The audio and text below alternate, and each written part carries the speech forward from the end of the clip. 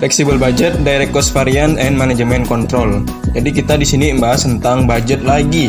Nah, kemarin memang sudah membahas budget, tapi itu sebenarnya static budget atau budget statis. Kali ini yang akan saya bahas adalah tentang budget fleksibel. Nah, apa itu budget fleksibel? Ya, silahkan disaksikan di video kali ini ya.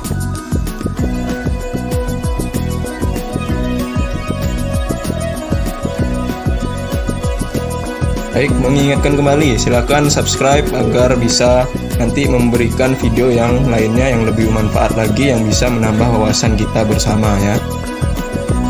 Oke, budget statis dan variance. Sebenarnya variance itu apa sih?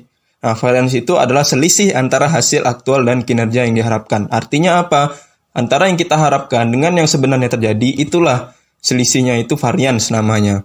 Jadi, kalau kita mengharapkan motor ternyata mendapatkan mobil, itu sebenarnya juga salah satu variance. Jadi variance itu adalah selisih antara yang sebenarnya dengan yang kita harapkan.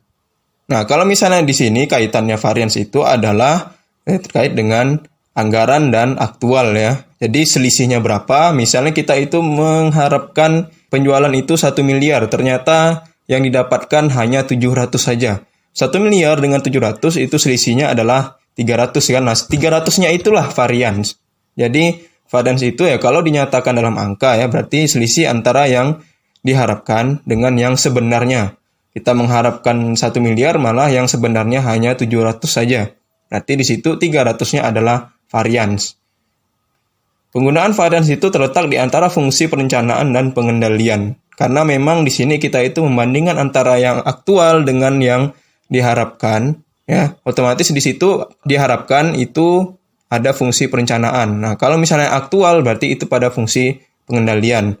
Nah, akhirnya dengan kata lain, menekankan area yang menyimpang dari yang diharapkan, memungkinkan manajer itu memfokuskan usaha mereka di area yang paling kritis. Artinya, dengan adanya variance ini, dengan adanya perbedaan antara yang diharapkan dengan yang sebenarnya terjadi, nah, disitulah yang akan membuat manajer itu akan mengidentifikasi, kemudian menganalisa kira-kira kenapa hal seperti ini terjadi. Nah, dengan seperti itu, membuat seorang manajer itu akan memungkinkan mereka menganalisis bagian itu lebih kritis lagi. Agar ya ke depannya tidak menyimpang jauh lagi. Kalau menyimpang itu pasti ada. Ya, cuman yang diharapkan itu adalah tidak terlalu jauh. Seperti yang tadi saya contohkan, 1 miliar ya, kalau misalnya menyimpang ya palinglah hanya 800 atau 900-an. Itu masih bisa diterima. Tapi kalau misalnya 1 miliar ternyata 500 saja yang tercapai, ya berarti itu sudah sangat jauh menyimpangnya. Berarti di situ pasti ada yang salah. Salahnya di mana? Nah, disitulah yang akan diidentifikasi dan akan dianalisa lebih lanjut. Nah, ini juga kadang-kadang variance itu bisa dipakai sebagai evaluasi ya, bahan evaluasi kinerja dan memotivasi si manajer. Terkadang memberikan isyarat ke perusahaan untuk mengubah strateginya. Jadi mungkin yang lama itu salah, ya sehingga membuat perusahaan itu ya udah kita ubah saja strateginya karena yang lama itu membuat variance kita besar. Ya, jadi kalau misalnya sudah tahu seperti itu ya memungkinkan manajer akan mengubah strateginya. Proses pembuatan bisa jadi lebih efektif. Ya, dengan adanya analisis ini bisa membuat proses pembuatan itu menjadi lebih baik lagi ya. Pembuatan kebijakan, pembuatan keputusan itu jadi lebih baik. Ya, pengambilan tindakan korektif untuk memastikan bahwa keputusan telah diimplementasikan dengan baik dan budget dapat diraih serta dapat memberikan informasi mengenai masa depan.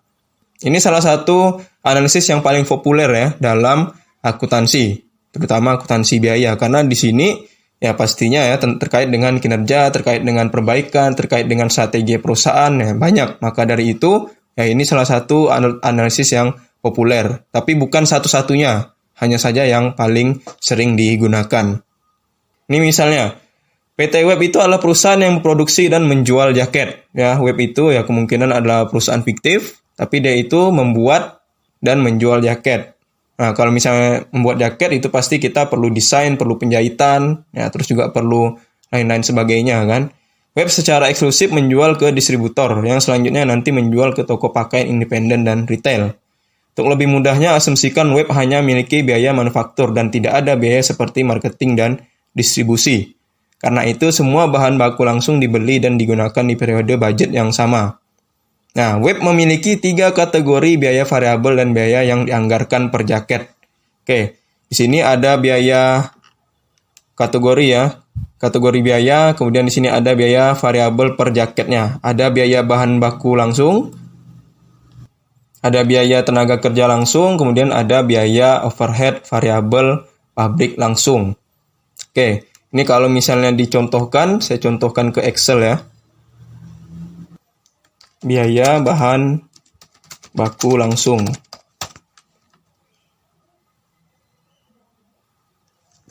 Biaya tenaga kerja langsung. Biaya overhead pabrik variabel.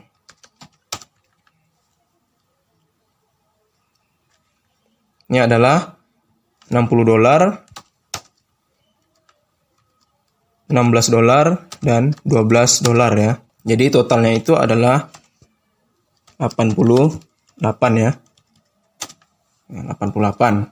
Oke, ini adalah informasi awal. Kita coba simpan dulu ya. Nah, di sini jumlah unit yang produksi adalah cost driver. Jadi, dia itu memproduksi 0 sampai 12.000. Nah, dengan biaya seperti ini, mereka itu mampu memproduksi 0 sampai 12.000 jaket. Nah, langsung saya contohkan di sini. Ada aktual, ada statik. Ya, jadi aktual itu adalah hasil aktual yang sebenarnya kalau budget itu adalah yang diharapkan. Nah, sekarang di sini ada 10.000 dan 12.000. Ya, jadi informasi ini sudah ada ya. Aktual sama static budget ini informasi yang memang sudah ada, jadi jangan bingung dapat dari mana. Yang jadi permasalahan kita itu adalah yang di tengah-tengah ini. Tengah-tengah ini adalah variance ya, dia bilang variance. Masih ingat variance itu apa? Variance itu adalah selisih antara aktual dengan yang dianggarkan. Nah, di sini 2000. Kita tahu ya dapat dari ya 12 kurangkan 10 kan, karena selisih tadi ya tinggal dikurangi. 12 kurangkan 10, 1.440 dikurangkan dengan 1.250. Nah, intinya adalah ya semua yang ada di static budget ini dikurangkan dengan semua yang aktual ini, hasilnya berada di tengah. Ada di sini U dan F. Apa itu U dan F? U itu adalah unfavorable. Kalau F itu adalah favorable. Apa sih unfavorable dengan favorable? Unfavorable itu adalah tidak menguntungkan. Kalau favorable berarti menguntungkan. Oke, kita identifikasi satu persatu di sini. Ingat, ini adalah unit sold. Unit sold itu adalah unit yang terjual. Kalau terjual, kita itu mengharapkan sebenarnya 12.000. Ternyata yang sebenarnya terjual adalah 10.000. Berarti kan 2.000 itu dianggap tidak menguntungkan. Kenapa tidak menguntungkan ya? Karena harapan kita kan terjual 12, tapi kok hanya 10.000.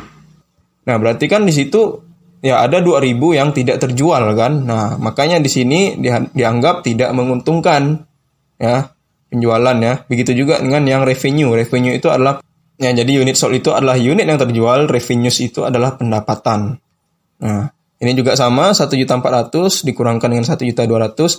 Harapannya terjual 1.400.000, tapi yang beneran terjual hanya 1.200.000, sehingga 190.000-nya ini dianggap tidak menguntungkan ya. Jadi itu ternyata lebih kecil daripada yang diharapkan, yang bagian penjualan ya.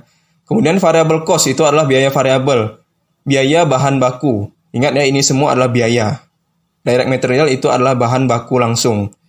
Nah, bahan baku langsung, biaya bahan baku langsung diharapkan itu 720 yang keluar, tapi yang beneran keluar hanya 621. Sehingga itu dianggap 98.400 menguntungkan. Kenapa menguntungkan ya? Ini kan biaya kan. Kalau biaya itu pasti harapannya lebih kecil daripada yang kita harapkan kan.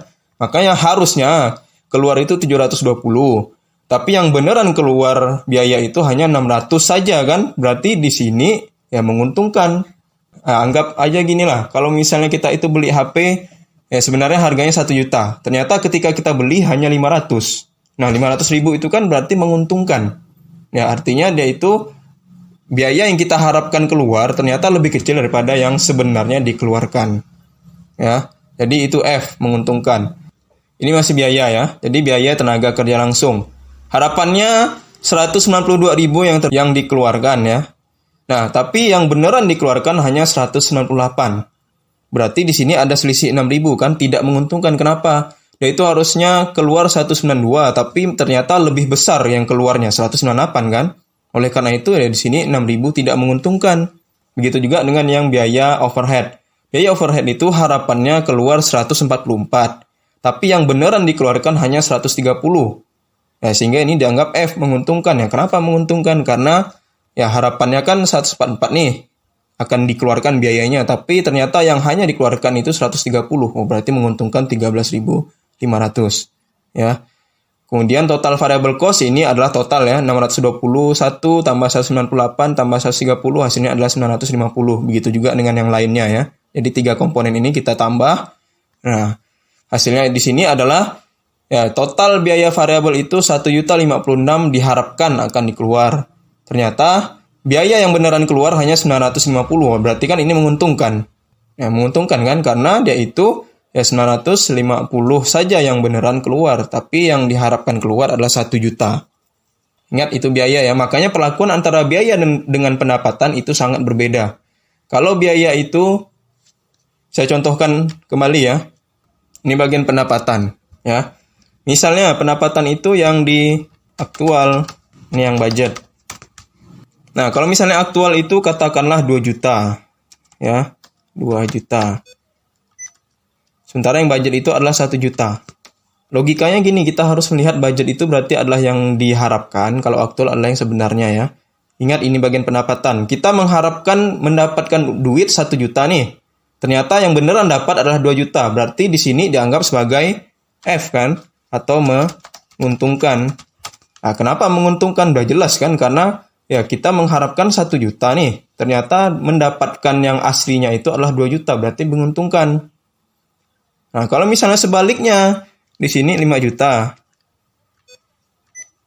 Nah, di sini adalah 7 juta.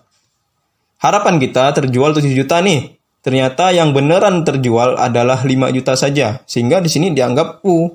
Kenapa U? Tidak menguntungkan. Udah jelas kan? Harapannya lebih banyak nih, 7 juta. Ternyata yang beneran dapat hanya 5 juta. Berarti ini tidak menguntungkan. Itu untuk yang pendapatan. Nah, kalau misalnya yang beban atau biaya, nah, beban atau biaya, kita buat lagi aktual dan budget. 3 juta, ini adalah 2 juta. Kita mengharapkan biaya itu keluar 2 juta. Ternyata yang beneran dikeluarkan adalah 3 juta. Berarti kan kita itu lebih besar pengeluarannya daripada yang kita harapkan. Berarti ini dianggap sebagai U atau tidak menguntungkan. Nah, kemudian kalau misalnya sebaliknya, di sini adalah 4 juta. Ya, di sini adalah 6 juta. Di sini dianggap sebagai F kan. Kenapa sih dianggap sebagai F atau menguntungkan? Udah jelas kan.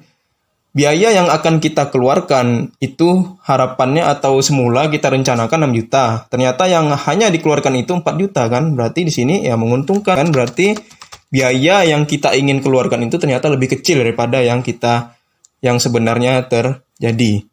Nah, analogi seperti ini ya mungkin harus kalian pahami ya. Bagi beberapa orang ya mungkin ini ada yang cepat paham, tapi ada yang juga ya agak lama ya. Ya intinya di sini adalah kita harus membedakan antara pendapatan dan biaya dulu. Beda ya. Ini saya bisa lihat ya kalau misalnya pendapatan di sini aktual ternyata lebih besar daripada anggaran, menguntungkan kan? Tapi kalau biaya aktual lebih besar daripada anggaran malah itu adalah tidak menguntungkan. Padahal dia aktual lebih besar loh daripada yang dianggarkan. Tapi ternyata di sini adalah dapatnya ya kalau pendapatan itu dianggap menguntungkan, kalau misalnya biaya itu dianggap tidak menguntungkan. Ya memang pendapatan dengan biaya itu perlakuannya jangan disamakan ya. Makanya antara yang harapannya itu yang kita keluarkan dengan yang sebenarnya dikeluarkan itu kita lihat lagi pendapatan atau biaya.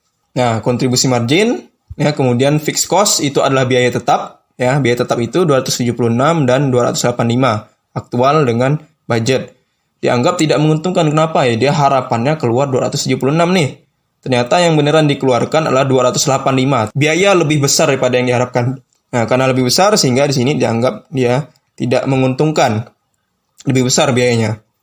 Nah, akhir-akhirnya ini dapat 14.900 ya. 1.250 kita kurangkan dengan 950 ya. Kurangkan dengan 285. Ya, begitu juga dengan yang ini ya. Jadi 190.000 dikurangkan dengan 105.900 dikurangkan dengan 9.000. 1.440 dikurangkan dengan 1.056 dikurangkan dengan 276, dapatlah 108. Di sini bisa kita lihat bahwa yang dianggarkan laba operasi operating income itu adalah laba operasi. Laba operasi yang kita harapkan itu 108 nih. Ternyata yang beneran didapatkan laba itu, duit itu hanya 14.000 kan, berarti di sini tidak menguntungkan. Kenapa ya? Laba itu kita harapnya dapat 100, tapi malah cuma dapat 14.000 saja. Nah, laba itu kurang lebih perlakuannya sama dengan pendapatan. Jadi, kalau misalnya ternyata yang kita harapkan itu lebih kecil daripada yang sebenarnya didapatkan, ya itu berarti tidak menguntungkan, unfavorable. Ya, 93.100 itu sama yang kita kurangi 108 dengan 14.000. Nah, inilah analisis dari varian. Jadi, varian itu kita mengidentifikasi berapa sih selisih antara budget dengan yang sebenarnya terjadi. 93.100 ya. Nah, tidak menguntungkan. Nah, itu antara budget dengan yang sebenarnya. Hanya memproduksi dan menjual 10.000 jaket. Ternyata sebenarnya si web itu hanya menjual 10.000. Padahal dia itu sebenarnya 12.000 kan. Dia itu bisa memproduksi sampai 12.000. Tapi ya yang dia itu mampu produksi sekarang adalah 10.000 saja. Nah, sehingga kalau sudah seperti ini, berarti kan kita harus menyesuaikan kembali budget kita. Ya, harus menyesuaikan kembali budget kita kan. Maka dari itu, ya inilah pentingnya fleksibel budget. Nah, budget fleksibel. Ketika kita melihat budget fleksibel, kita sudah tahu bahwa 10.000 jaket itu adalah yang sudah beneran diproduksi ya. Ini budget statis. Kalau misalnya yang budget fleksibel itu 0 sampai 10.000 tadi ya. 10.000 jaket. Itu adalah budget fleksibel ya. 10.000 jaket. Nah, kemudian harga jual itu adalah 120 per jaket ya. Biaya variabel per unit itu adalah 88 per jaket. Ya, biaya tetap itu adalah 276. Biaya tetap itu adalah 276.000 total ya. Biaya tetap itu adalah total. Kalau harga jual itu adalah per unit atau per jaket. Nah, seperti ini sudah kita dapatkan informasinya. Langsung kita hitung budget penjualan yang sudah beneran diproduksi ya. Jadi perhatian kita ke budget fleksibel ya. Nah, ini yang sudah beneran kita produksi itu adalah 10.000. Sehingga ya untuk budget penjualan 120 dikalikan dengan 10.000. Hasilnya adalah 1.200.000 ya. Nah, kemudian yang berikutnya adalah budget untuk yang biaya variabel ya. Pertama itu adalah biaya bahan baku. Kemudian tenaga kerja. Kemudian biaya overhead. Informasi ini dapat dari ini ya, $60, 16 dan 12. Nah, dari sini juga. Nah, yang awal-awal ini ya udah saya tulis 60 dikalikan dengan 10.000 jaket ya. Kemudian tenaga kerja itu adalah 16 ya. 16 dikalikan dengan 10.000. 160.000. Kemudian biaya overhead 12 dikalikan dengan 10.000. Ya, 120.000. Ya, langsung saja kita buat di sini. Berarti ini adalah total biaya. Oke, jadi kita buat klaster ini ya, harga jual. Ini sudah kita dapatkan tadi. Kemudian biaya variabel. Nah, biaya variabel itu uraiannya di sini ya, bahan baku, tenaga kerja dan overhead ya. Nah, bahan baku, tenaga kerja dan overhead ini adalah yang per unitnya di atas tadi dikalikan dengan 10.000 semuanya ya. Nah, ini saya pindahkan ke sini. Kemudian adalah biaya tetap ya kan. Jadi harga jual sudah ini. Kemudian biaya variabel ini adalah uraiannya. Nah, kemudian adalah yang biaya tetap. Biaya tetap itu adalah 276.000. Nah, langsung saja di sini total biaya variabel dan biaya tetap itu adalah 1.156. Nah, penjualan dengan total biaya itu adalah laba operasi. Langsung kita kurangkan saja 1.200.000 dikurangkan dengan yang 1.156.000. Hasilnya adalah 44.000. Nah, disinilah yang 44.000 itu yang kita cari tadi ya. Oke ya, sama ya. Jadi 10.000 itu adalah unit yang terjual, 1.200.000 itu sudah kita cari tadi dapat dari 120 dikalikan dengan 1.000, ya kemudian 600, 160 dan seterusnya ini sudah kita cari tadi ya, dapatlah 44.000. Nah, awalnya di sini adalah di slide sebelumnya itu 3 kolom. Yang barusan kita buat jadi 5 kolom kan? Dan memang lebih banyak lagi ya, seperti itulah. Nah, di sini yang saya lihat ya, jadi aktual, fleksibel, dengan statis. Nah, kalau misalnya yang fleksibel itu 10.000 ya, sama dengan aktual, budget yang statis itu masih 12.000.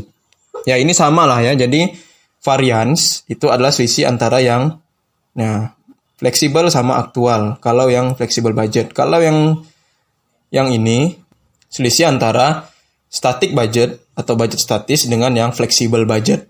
Ya, ini ya. Nah, kemudian ya di sini ya 1.250 dengan 1.200 selisihnya adalah 50 ya, 621 dengan 600 itu 21.600 dan seterusnya. Semuanya ini adalah selisih antara fleksibel sama aktual dikurangi. Kalau F dan U itu sama ya. Jadi kenapa itu F, kenapa itu U sudah saya jelaskan tadi. Jadi saya rasa tidak perlu saya jelaskan ya, karena ya ini adalah menguntungkan dan tidak menguntungkan. Kalau misalnya yang static budget dengan flexible budget, selisihnya itu ada di tengah sini. 720 dikurangkan dengan 600, 120, 192 kurangkan 160 itu 32, dan seterusnya ya. Jadi static kurangkan dengan fleksibel. Kalau ini berarti fleksibel kurangkan dengan aktual.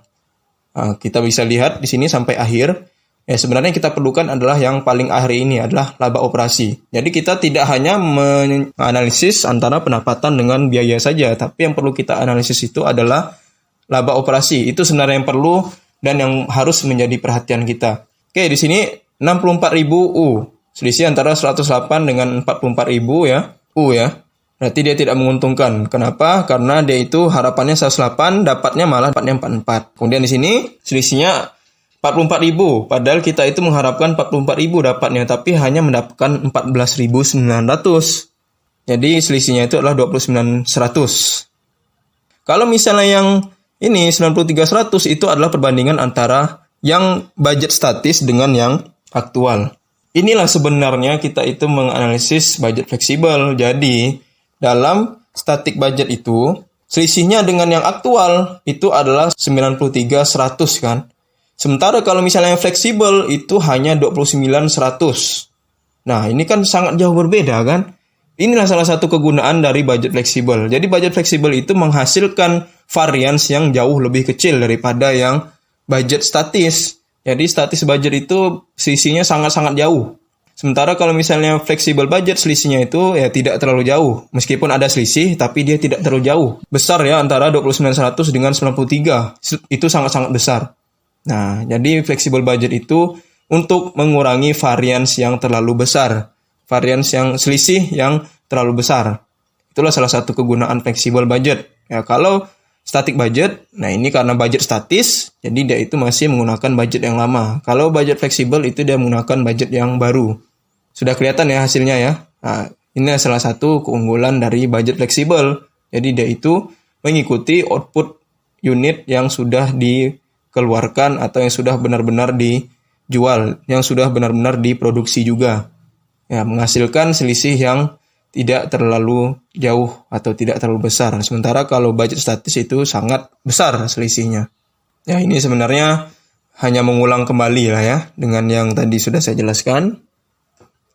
Di sini kita sudah bisa lihat bahwa varians volume penjualan yang tidak menguntungkan laba operasi mungkin saja dipengaruhi oleh pertama, pemerintahan menyeluruh untuk jaket tidak meningkat di tarif yang sudah diantisipasi. Atau bisa dibilang apa?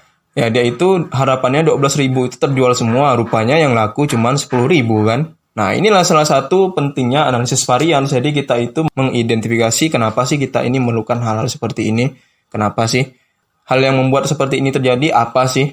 Nah, ini salah satu yang sudah kita coba lakukan pertama ya. Jadi analisis varians itu kita coba identifikasi ya, kita coba mencari apa sih masalahnya. Nah, kalau yang pertama ini dia bilang tidak sesuai dengan yang diharapkan.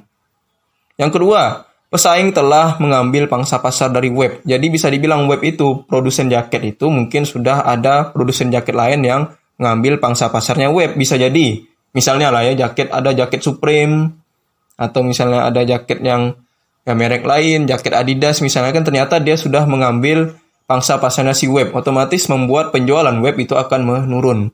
Nah, harapannya 12.000 malah cuma 10.000 aja terjual. Gara-gara ada si Supreme atau si Adidas tadi, misalnya lah ya.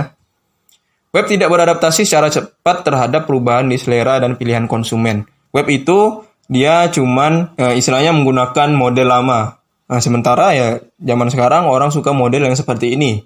Atau katakanlah orang itu sekarang suka yang model parasut, model yang kulit, atau yang lain sebagainya. Akhirnya itulah yang membuat web itu penjualannya jadi tidak menguntungkan. Ya, karena dia itu tidak menyesuaikan dengan selera konsumen. Target penjualan ditetapkan tanpa adanya analisis seksama dari kondisi pasar.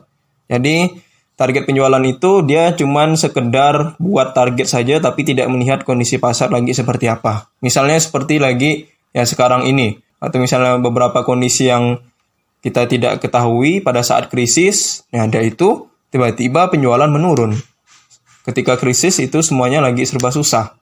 Nah, otomatis inilah yang membuat ya penjualan itu jadi menurun gara-gara ada krisis, gara-gara ada hal yang memang ya tidak kita inginkan dari kondisi perekonomian. Nah, itulah yang membuat penjualan itu menurun. Ya, jadi gara-gara kondisi ekonomi atau gara-gara kondisi pasar. Atau yang terakhir, masalah kualitas yang berkembang yang membuat ketidakpuasan konsumen dengan jaket web. Jadi, jaket web itu awalnya bagus, bahannya tebal, tapi kok sekarang ini sudah makin jelek, sudah mudah pudar, sudah mudah rusak, mudah sekali koyak misalnya kan. Nah, inilah yang membuat ya konsumen itu sudah mulai tidak percaya lagi dengan web. Jadi inilah alasan yang mungkin membuat penjualan itu menurun. Ingat, ini bisa jadi hanya satu saja, bisa jadi itu kelima-limanya ini adalah yang membuat penjualan dari jaket itu menurun. Inilah yang perlu diidentifikasi oleh si manajer. Nah, kalau misalnya variansnya itu disebabkan oleh terkait pasar, ya berarti harus ada tindakan korektif. Misalnya apa? Promosi atau studi pasar. Jadi, si web itu perlu melakukan promosi lebih gencar lagi. Terus melihat pasar itu sebenarnya lebih menginginkan apa sih? Lebih menyukai model yang seperti apa? Tapi kalau misalnya masalah kualitas, ya berarti dia itu terkait dengan proses produksi atau mesin baru. Nah, kalau misalnya kualitas itu ya berarti terkait dengan sumber daya manusianya juga, terkait dengan mesin, terus juga terkait dengan produksi. Ya, ini harus diperhatikan. Untuk biaya tetap, 285.000 lebih besar daripada yang dianggarkan 276. Selisih 9.000 yang merefleksikan peningkatan tidak terduga. Nah, jadi dia itu sebenarnya sudah menganggarkan 276.000 biaya ya, tapi ternyata lebih besar yang keluar itu 285. Berarti di sini kan ada kerugian sekitar 9.000 kan. Kenapa 9.000 itu ada peningkatan? Bisa jadi karena ada biaya yang tidak terduga dari supervisor atau penyewaan pabrik. Yang punya pabrik itu dia menaikkan harga sewa. Nggak mau tidak mau kan akhirnya membuat biaya itu akan menjadi lebih besar dari yang sudah diperkirakan.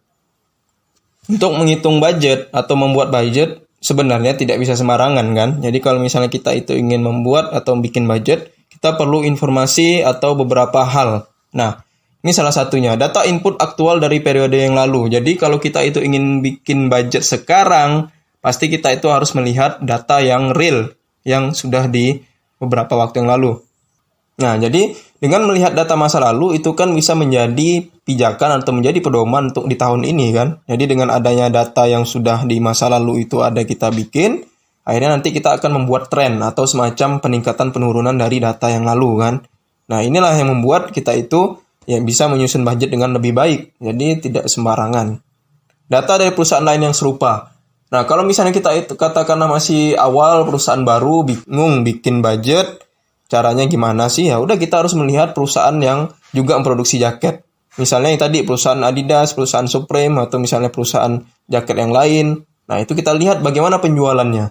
Ya, disitulah yang akan membuat kita ada gambaran bagaimana membuat budget dengan lebih baik. Nah, cuman kadang-kadang memang tidak bisa kita samakan atau kita bandingkan juga kan. Karena sistemnya itu berbeda, lingkungannya beda, gajinya beda, SDM juga beda. Tapi ya di situ minimal sebagai ya ada panduan atau pedoman lah agar bisa bikin budget di perusahaan dia.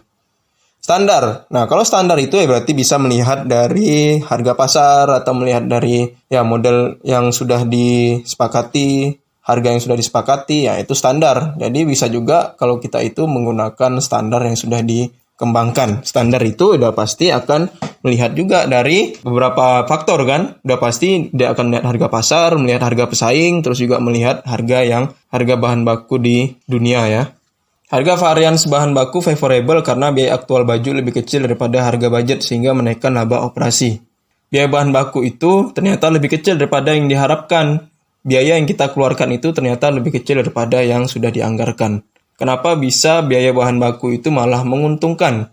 Pertama, manajer itu pandai melakukan negosiasi. Berarti di sini dia memiliki keahlian atau keterampilan dalam lobby atau negosiasi harga bahan baku kan. Jadi harusnya harga bahan baku itu 10.000, tapi malah bisa dapatnya cuma 8.000. Berarti di situ ada semacam ya, keterampilan dari negosiasi kan. Manajer beralih ke supplier dengan harga lebih rendah. Awalnya kita sudah percaya dengan supplier dari yang perusahaan A, tapi ada perusahaan C yang menawarkan harga lebih rendah. Nah, ini kan membuat ya akhirnya manajer itu akan beralih ke yang lebih rendah kan. Yang supplier lama itu 10.000, tapi ternyata ada supplier yang baru itu 9.500 misalnya. Selisihnya hanya 500, tapi di situ membuat manajer akan mempertimbangkan ya udah kita coba cari yang lebih murah. Manajer pembelian memesan jumlah unit yang lebih banyak daripada yang dianggarkan sehingga mendapat diskon. Kadang-kadang kalau misalnya kita itu beli barang banyak, ya biasanya mendapatkan diskon kan. Oleh karena itu ya mungkin saja dia itu mesan banyak sekali barang, banyak sekali bahan baku sehingga di situ dia mendapat diskon. Akhirnya kan ketika dapat diskon, dapat potongan harga, biaya yang dibayarkan jadi lebih murah kan. Awalnya dia itu harusnya bayar 1 miliar, ternyata dia hanya bayar 900 juta saja. Ada 100 juta yang selisih itu ya lumayan kan. Nah itu salah satunya. Jadi kalau misalnya beli barang banyak, ya kadang-kadang kita dapat diskon. Otomatis kalau dapat diskon itu kan ya menguntungkan kita sendiri ya. Harga bahan baku menurun drastis karena kelebihan pasokan. Jadi harga bahan baku itu menurun. Gara-gara apa? Udah terlalu banyak. Ya misalnya lah ya. Misalnya ketika sudah cabai itu ketika terlalu banyak, udah pasti akan menurun harganya. Katakanlah harganya sekarang itu 50.000. Ketika sudah terlalu banyak orang menanam cabai bisa-bisa menjadi 20.000 saja kan. Otomatis itu kan akan menguntungkan. Jadi kalau misalnya bahan baku itu ketika kelebihan pasokan biasanya memang membuat harga bahan bakunya murah. Nah, ketika bahan baku murah itu kan nanti akan membuat kita beli bahan baku juga jadi lebih murah. Harga belinya itu ditetapkan terlalu tinggi tanpa analisis dan kondisi pasar dengan cermat. Nah, kadang-kadang gini juga. Jadi, melihat harga itu ya sembarangan. Tidak, dia itu mempertimbangkan dengan benar. Pokoknya dibilangkan harga kertas, misalnya 1 rem itu adalah 100.000. Ya, itu kan terlalu besar kan. Padahal harga kertas itu ya paling hanya 50.000 kan. 50.000-an atau 60.000-an. Tapi ternyata dia menganggarkan sampai 100.000 ya berarti itu sudah kelebihan, sudah tidak relevan lagi. Nah maka dari itu ya, kalau misalnya menetapkan bahan baku juga jangan ya sesuka-suka hati. Misalnya yang terakhir, manajer mendapatkan harga yang menguntungkan karena ada hal lain yang tidak menguntungkan. Misalnya bahan bakunya kualitasnya lebih rendah. Ya kalau misalnya kualitas bahan baku lebih rendah itu kan memang sih harga bahan bakunya juga murah tapi kualitasnya juga rendah. Nah inilah hal yang membuat kenapa dia itu jadi lebih murah ya harga bahan bakunya. Nah kalau kita beli terlalu banyak ya perlu diperhatikan lagi bagaimana nyimpannya. Ya, kadang-kadang juga kalau menyimpan barang terlalu banyak itu pasti ada resikonya. Resikonya itu ya aus, usang, terus juga barang itu akan berdebu, harus dibersihkan kembali. Kalau misalnya ada terkait dengan tenaga kerja itu dianggap tidak menguntungkan. Kenapa sih tidak menguntungkan? Ya bisa jadi manajer SDM menyewa pekerja yang tidak ahli karena dia itu adalah keluarga atau teman ya dia udah disuruh kerja padahal dia itu tidak paham ngerjakan apa, terus dia itu bukan disiplin ilmunya, katakanlah dia itu kerja di teknik tapi malah disuruh mengerjakan pembukuan. Ya mungkin itu kan tidak terlalu paham, bukan ahlinya kan. Atau bisa jadi dia itu karena keluarga dekat ya tapi dia itu hanya lulusan SMP. Disuruh kerja komputer, udah pasti tidak akan paham kan. Maka dari itu bisa membuat biaya tenaga kerja itu jadi tidak menguntungkan.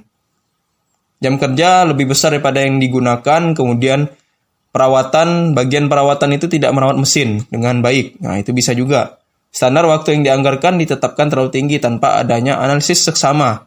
Jadi, dia itu menetapkan gaji sebesar ini, tapi dia tidak melihat gawainya itu ya kompetensinya apa, kerjaannya di bagian apa. Nah, jadi, kalau sudah seperti itu, harusnya dia itu melihat apa keahliannya, baru bisa menetapkan standarnya. Nah, kalau misalnya kurangnya perawatan mesin ya, web itu harus membentuk tim terdiri dari insinyur pabrik dan operator mesin untuk mengembangkan jadwal perawatan yang akan mengurangi kerusakan di masa depan. Dalam pabrik itu memang harus rutin merawat mesin ya, karena kalau misalnya mesin itu tidak dirawat, nah itu bisa rusak. Rusaknya kalau mesin pabrik itu dia tidak sebentar dan biayanya sangat mahal. Oleh karena itu lebih efisien kalau melakukan perawatan. Pabrik-pabrik itu memang perawatan itu salah satu hal yang dibutuhkan, salah satu hal yang sangat penting. Karena kalau misalnya tidak dirawat, mesin itu rusak, ya kalau misalnya harus mengganti suku cadang itu tidak murah. Belum lagi kalau misalnya dia itu lama pengerjaannya kan, padahal proses produksi sedang berlangsung. Implementasi biaya standar costing dan TI. TI yang modern, teknologi informasi ya, yang modern meningkatkan penggunaan sistem biaya standar untuk biaya produk dan pengendalian. Seperti penggunaan barcode yang sudah otomatis. Ya, kalau misalnya sekarang itu ketika beli barang, nah biasanya udah ada barcode kan, ya itu udah pasti lebih memudahkan lah. Kalau misalnya, ya kalau pakai manual itu udah pasti lama. Makanya sekarang sudah pakai barcode ya. Mengolah penggunaan varian. Varian itu dianggap sebagai sistem peringatan dini untuk mengingatkan manajer atas suatu masalah atau kesempatan. Nah, makanya varian itu ya dengan adanya selisih-selisih tadi ya di situ dianggap sebagai ya peringatan dini lah sebelum nanti lebih kacau lagi berikutnya. Nah, penyebab varians itu terjadinya varians di bagian satu rantai nilai dapat menghasilkan keputusan untuk rantai nilai lainnya. Bahan baku itu misalnya tidak menguntungkan itu bisa jadi karena desain atau proses yang tidak baik ya, buruk, lini produksi yang kurang baik karena karyawan yang tidak ahli, alokasi yang tidak tepat untuk pekerja atau mesin ke pekerjaan spesifik. Tidak ada bahan yang berkualitas tinggi. Nah, inilah yang membuat bahan baku itu jadi tidak menguntungkan. Pembelajaran organisasi. Seperti untuk mengurangi varians efisiensi bahan baku langsung yang tidak menguntungkan, perbaikan dalam desain produk, kualitas dari bahan baku yang pasok, dan perbaikan lainnya. Kadang adanya varians itu tidak menguntungkan memberikan sinyal bahwa harus mengubah strategi produk atau mungkin mengubah dari strategi perusahaan. Nah, analisis varians itu sebenarnya bukan untuk sebagai ajang untuk menyalah-nyalahkan, tapi untuk sebagai pembelajaran ke depan. Sama juga dengan rapat atau evaluasi. Evaluasi itu sebenarnya inti dari evaluasi itu adalah perbaikan kan, bukan untuk menyalahkan. Tapi memang terkadang di situ ya ketika ada operasional yang tidak berjalan dengan semestinya ya pasti akan ada salah menyalahkan. Inti dari analisis varians itu bukan untuk menyalahkan, itu adalah sebagai bahan pembelajaran ya. Ya yang penting di situ ketika melakukan analisis varians itu melakukan evaluasi ya harus disampaikan dengan baik dan benar saja. Terus kalau kita ingin bikin target, jangan sampai terlalu tinggi dan terlalu rendah. Jika terlalu rendah, maka kurangnya dorongan. Nah, tapi kalau terlalu tinggi pun, kasihan yang manajer untuk meraihnya, kan? Nah, itu yang juga agak repot, ya. Jadi, kalau misalnya target itu, jangan terlalu rendah. Karena kalau terlalu rendah, nanti dia kerjanya malas-malasan. Tapi kalau terlalu tinggi juga kasihan, karena dia itu terlalu memaksakan. Ukuran kinerja keuangan dan non-keuangan. Nah, kalau misalnya ukuran kinerja keuangan dan non-keuangan ini, dia memang biasa ya dalam perusahaan ya. Jadi bukan hanya yang mengukur seseorang itu berdasarkan dari keuangan, tapi juga non-keuangan. Mengenai kinerja karyawan juga tidak hanya melihat dari data angka-angka saja kan, tapi juga harus melihat hal-hal lainnya. Standarisasi ukuran dan analisis varians. Contoh untuk United Airlines, ASM sama dengan total kursi di pesawat dikali dengan jarak yang ditempuh. ASM itu adalah average standar miles ya. Jadi standar mil rata-rata. Nah, kalau misalnya dalam perusahaan maskapai atau perusahaan penerbangan itu dia pasti akan melihat berapa total kursinya, terus jarak yang ditempuhnya juga berapa. Nah, ini kalau misalnya di penerbangan itu memang dia satuan unit outputnya itu kan berbeda kan, tergantung dari berapa jumlah kursi yang dipesan, kemudian jaraknya itu akan kemana. Tidak mungkin jaraknya berbeda, tapi biayanya malah sama. Nah, pasti jaraknya akan berbeda kan, biayanya juga berbeda. Ukuran maskapainya juga kadang-kadang ada maskapai yang dia itu ukurannya sampai 100, ada yang sampai 500. Nah, kalau misalnya yang ukuran pesawat sampai 500 itu ya biasanya pesawat seperti pesawat haji. Itu ya kapasitasnya sangat besar dan udah pasti pesawatnya juga yang lebih besar ya daripada pesawat komersil biasa ya, karena dia mengangkut penumpang yang lebih banyak. Kemudian dia itu juga sampai pesawatnya itu ada 2 tingkat. Nah, itu udah pasti akan berbeda lagi kan kalau misalnya untuk haji. Dia juga harus memikirkan bagaimana biaya dari jasa yang disiapkan. Ya, biaya dari jasa yang disiapkan seperti makanan, terus juga nanti ketika waktu tunggu itu pasti akan membuang biaya yang lain-lainnya ya, seperti biaya AC itu kan ya pasti perlu bahan bakar yang terbuang. Nah, kemudian juga nanti akan mikirkan bagaimana aftur yang diperlukan atau misalnya bahan bakar yang diperlukan ketika pesawat itu berangkat. Nah, itu kan pasti akan dipertimbangkan. Nah, ini contohnya lah ya.